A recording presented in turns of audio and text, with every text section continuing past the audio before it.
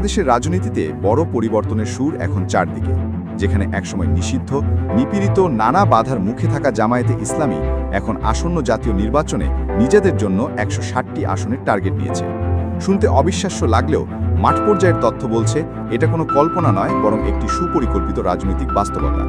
জামায়াতের শীর্ষ পর্যায়ের নেতারা বলছেন তাদের দল এখন আগের যে কোনো সময়ের চেয়ে শক্তিশালী, সংগঠিত ও জনপ্রিয়। বিশেষ করে তরুণ প্রজন্মের মধ্যে যে সাড়া পড়েছে তা তাদের নির্বাচনী পরিকল্পনাকে আরও দৃঢ় করে তুলেছে। ছাত্র শিবিরের কেন্দ্রীয় সেক্রেটারি নুরুল হোসেন সাদ্দাম সম্প্রতি জানিয়েছেন তারা ১৬০টি আসনে নিশ্চিত জয়ের লক্ষ্যে কাজ শুরু করে দিয়েছেন।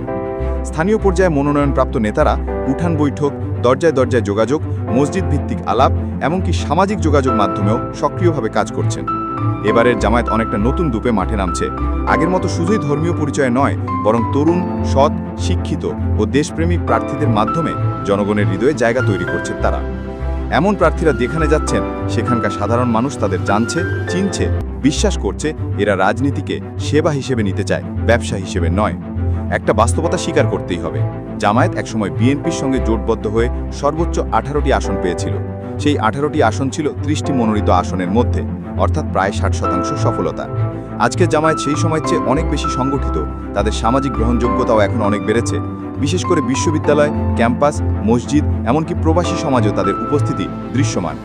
জামায়াতের পরিকল্পনা এবার 200 আসনে সরাসরি প্রতিদ্বন্দ্বিতা করা, আর তার মধ্যে 160টি আসনকে প্রধান যুদ্ধক্ষেত্র হিসেবে নির্ধারণ করা হয়েছে। এটা নিছক উচ্চাকাঙ্ক্ষা নয়, বরং একটি নির্বাচনী বাস্তবতার বিশ্লেষণ।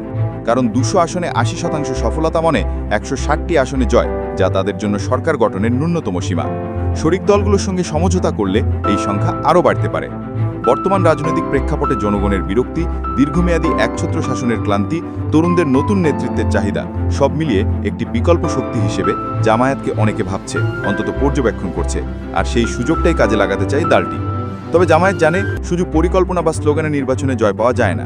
প্রয়োজন বিশ্বাসযোগ্য নেতৃত্ব, অবিচল সংগঠন আর জনমনের আস্থা অর্জনের ধারাবাহিক কাজ। তাই তারা বড় কোনো প্রচারণায় না গিয়ে ধীরে ধীরে জনগণের হৃদয়ে জায়গা তৈরি করছে। এখন প্রশ্ন হলো, 160টি আসন কি সত্যিই সম্ভব?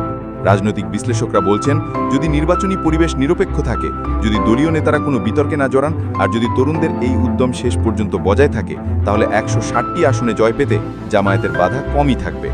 সবশেষে বলা যায়, জামায়াতের এই পরিকল্পনা কল্পনাপ্রসূত নয়, বরং বাস্তবতা নির্ভর এক ভাউসী কৌশল। তারা জানে অতিরিক্ত আশায় নয়, বাস্তবতার মাটিতে দাঁড়িয়ে কাজ করলেই পরিবর্তনের হাওয়া তাদের পক্ষে বইতে পারে। এখন শুধু অপেক্ষা নির্বাচনের তারিখ ঘোষণার। সেই দিনই বোঝা যাবে জামায়াতের 160টি আসনের স্বপ্ন কতটা বাস্তব রূপ নেয়।